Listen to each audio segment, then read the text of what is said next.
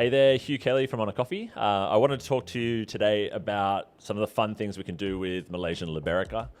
This is a coffee option we have on at the moment on the rotation. It is super unique. It has big flavor. It's sometimes a little bit polarizing, but if we manage this in the right way, it's one of the most exciting coffees out there. So this video is going to be a little bit about kind of going a little bit longer form, and I'm going to do a few little bits of blending in front of you and just to help understand some of this coffee's uses and then how we can work with it to get the best out of it. And I want to use the Liberica to make other coffees better. So we're going to start here with the Liberica itself.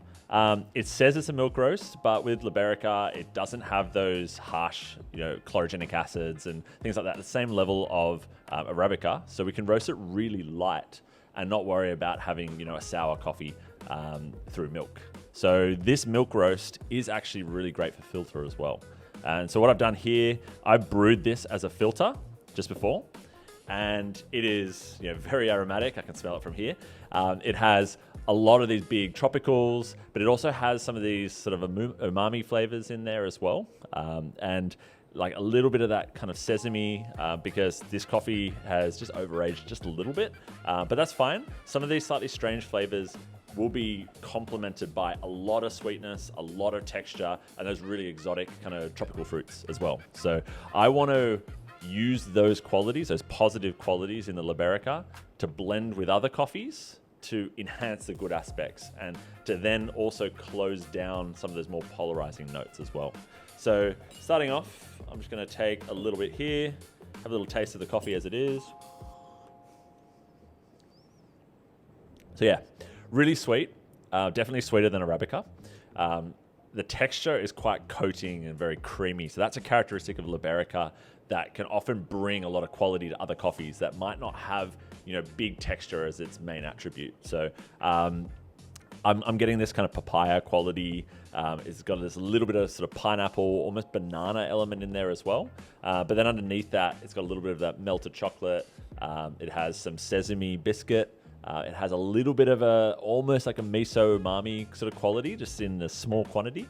But some people aren't as desensitized as me to that. So that sort of quality maybe can be polarizing. Some people absolutely love it and they would want to drink this one straight. But some people may want to look at closing those flavors down through blending. So that's what we're going to have a little play with. So I've got two different options right here. So this option here is a Honduras washed. It's not super exotic in flavor profile. You sort of red apple, pear, a little bit of hazelnut. It's not, big natural with those exotic sort of berries or tropicals or anything like that. But it is a very nice and clean coffee. But then on here, I've got raspberry candy, which has a lot of natural process style coffees in it. So we have, those beautiful berry qualities, some of that hibiscus, florality. And we're going to have a little bit of a play with the blending of these two and see how they react to the Liberica. So starting off, Honduras. This is a really fun thing you can do. I've done a pour over just before of each of these coffees. I like these coffees as they are, but when I have a little taste, see what we're going on with. Yeah, really nice red apple. I'm getting a slight herbal element in this coffee as well. It is actually Paranema variety, so you will get some of these interesting herbal floral characteristics. Not necessarily something that I want to boost so much, so I'm thinking Liberica has some of these herbal notes as well. If you pair this with a coffee with a different style of floral, it can kind of close those down, which can be a positive. We'll see how those two come together. But the Paranema, it is washed. It doesn't have the full texture. So what I'm going to do is start blending and just see what that level is that I can kind of get away with. So I'm going to start off with 1 part Liberica. So let's go 1 spoon. And then we're going to go 1 spoon of Honduras. So usually what I'd start with is 1 to 1, and then I'd increase it 1 to 2, 1 to 3, until I find that level of balance that is looking really good. So what I'm noticing, sweetness has come up, texture's come up. It's a little bit Liberica heavy.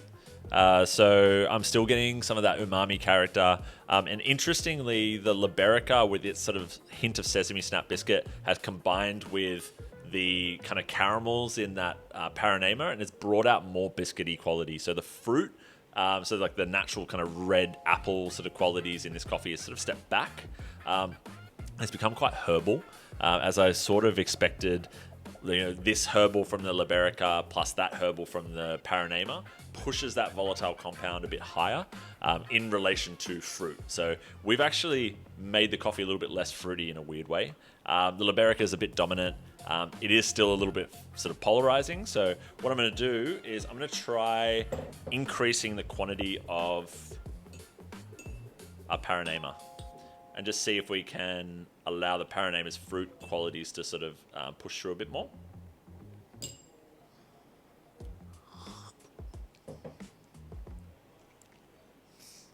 Yeah, so a little bit more normal, if you like. So a little bit less sweet, a little bit less texture, but it definitely is still sweeter and more textured than the original brew. I'm getting like an interesting kind of almost rock melon quality here. But then again, that herbal quality is quite distinct. I'm still tasting some of that umami. Although it's less than the last one, I'm still getting a little bit of that slightly polarizing quality. Maybe this coffee doesn't have that expressive, distinct fruit character that we need to sort of pair with those tropical fruits in the Liberica. So what we're looking to do is pair coffees with similar, maybe like-for-like characteristics, whether it's berries or tropicals, those distinct, maybe natural process style flavors. And they can kind of combine with those fruity notes in the Liberica, and it kind of can push up the intensity relative to things like herbal or floral or umami. So what I'm thinking here is I'm just going to try one more option where we go 1 part Liberica to 3 parts Paranema, and we'll just see if that has sort of shut down some of those umami characters that are only in this one, but like covered up by some of the characteristics from this coffee.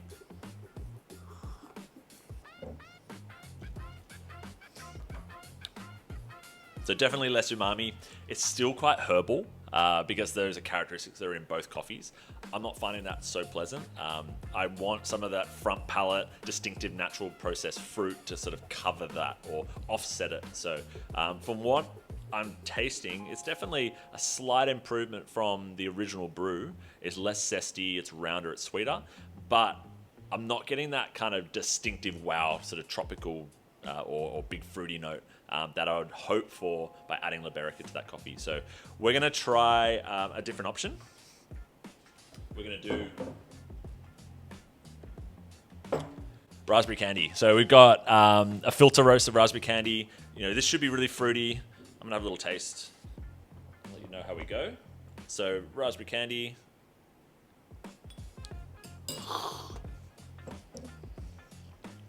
So again, a lot more fruit. This is more of this sort of pink and purple berries. So I'm getting some of that raspberry, a little bit of that plum. The florals are kind of a dark floral. It's not herbal at all. It's actually, like hibiscus, almost like violet style of floral, which is really interesting. It is a very fruity coffee. It doesn't have these kind of biscuity, sugary elements like you would get in a wash process style of coffee. So I think that's going to marry really nicely to the fruity elements as tropicals and things in the Liberica. So what we're going to try, let's start off by going 1 to 1. So, oh wow. So that Liberica has combined with that strawberry note, or that kind of raspberry note, it's made it into more strawberry. It's got this creamy element that's really interesting. It's almost got this strawberries and cream quality. I still get a bit of the umami in the back, but it's definitely less distinct than with the Honduras washed. But I'm also getting this kind of layer of like tropical peachy apricot-y sort of quality in there as well. The coffee is very creamy. It's made it more candy-like because that Liberica's natural sweetness is combined with sort of sweeter elements in the natural processes for the raspberry candy. I want to just try going 1 part Liberica to 2 parts candy just to see, because there's still a little bit of that umami, slight savory element from the Liberica, but only a hint. I'd love to see if we can close that down by just adding that tiny bit more of the raspberry candy. So we're going 1 to 2.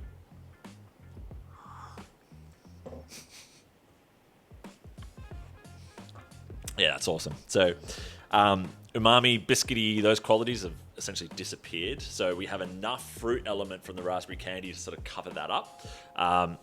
It's definitely sweeter, definitely creamier than the original raspberry candy, coffee.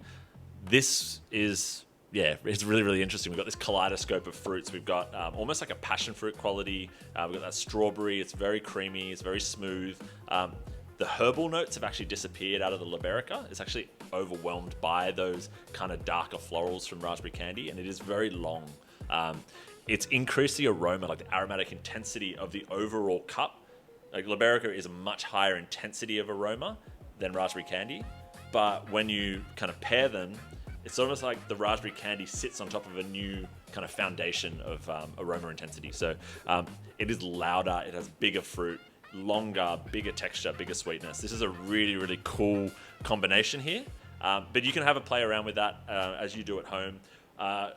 What I'm finding often is in filter, pairing that with like a really fruity natural processed coffee. So we've had Ethiopian naturals on lately, some natural carbonic maceration Panama coffees lately, like the Interstellar goes incredibly well with that. That pushes big tropicals.